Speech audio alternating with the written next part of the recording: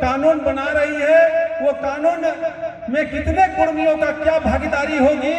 ये सुनिश्चित नहीं किया जा रहा है। कितने लोग हम लोग यहाँ पर जानते हैं कि पेशा कानून जो ला रहा है सरकार उसका ड्राफ्टिंग में क्या कहता है। तो एक तरह से आनन फानन में राज्य सरकार बगैर सोचे समझे बड़ी आबादी को दरकिनार करते हुए और पेशा कानून को हाईकोर्ट का दबाव में आनन फानन में कैबिनेट से पास किया है। अगर जो प्रारूप तैयार किया गया है और वही प्रारूप को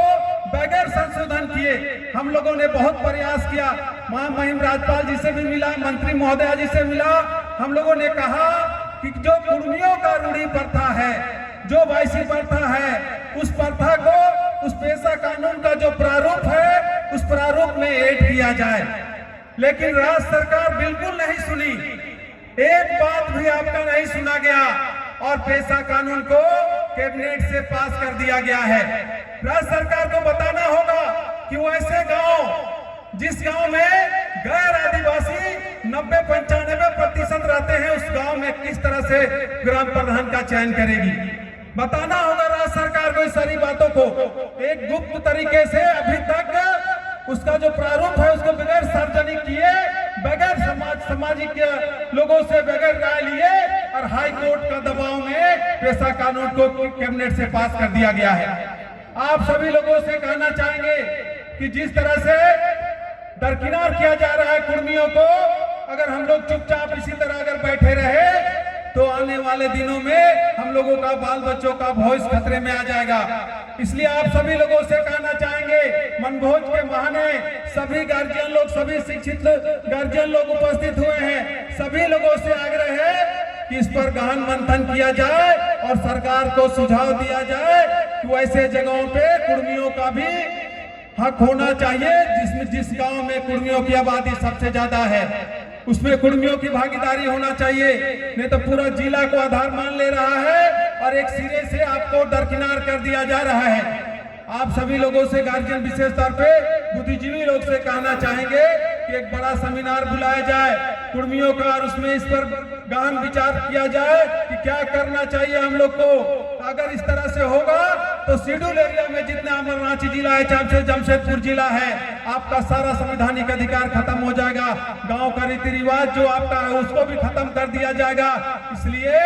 सभी लोग मिलकर एक बड़ा बैठक करके राज्य सरकार को सुझाव दिया जाए कि इस तरह से एक तरफा नहीं चलेगा, सब मिलकर राज्य का निर्माण किया है, सबका समान अधिकार होना चाहिए और सब मिलकर इस पर हम लोग आगे पहल करेंगे। निवेदन करेंगे आप सभी लोगों से इन सभी बातों को लेकर और कुर्मी जनजाति को एसटी सूची में सूचीबद्ध करने को लेकर आगामी 22 फरवरी को रांची के प्रभातरा मैदान में एक बड़ा रैली बुलाया गया है। आप सभी लोगों से निवेदन है, सभी लोगों से आग्रह करेंगे कि ज्यादा से ज्यादा संख्या में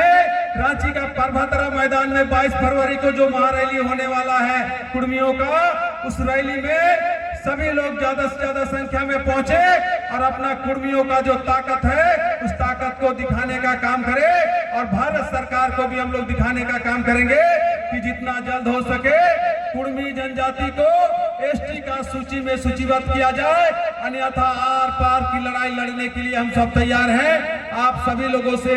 समय का अभाव है दादा, कहें कि कम शब्दों में ही बोलना है ताकि बहुत सारे वक्तागण हैं और मनभोज का कार्यक्रम है, इसलिए इतना ही कहते हुए आप सभी लोगों से आग्रह करते हुए कि 22 फरवरी को